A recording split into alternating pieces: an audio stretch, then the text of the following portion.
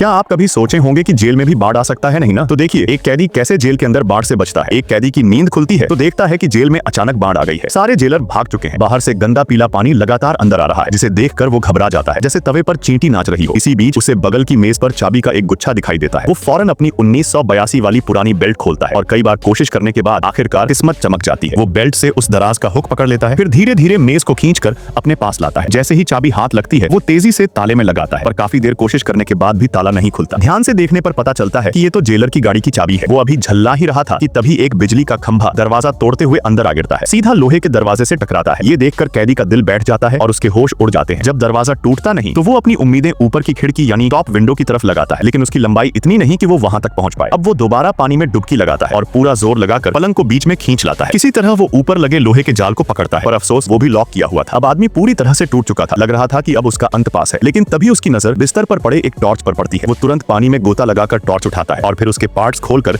एक पाइप बनाता है, जिससे वह पानी से ऊपर सांस ले सके। दम घुटने के बीच आखिरकार उसे थोड़ी ताजी हवा मिलती है, लेकिन पानी का स्तर अब भी लगातार बढ़ रहा था और तभी बिजली की तार से चिंगारी निकलती है। पूरा जेल अंधेरे में डूब जाता है। कैदी एकदम हार मान चुका था, पर किस्मत ने उसका साथ दिया। एक राहगीर जो वहां से गुजर रहा था उसे देख लेता है और आखिरकार उसे बचा लेता है।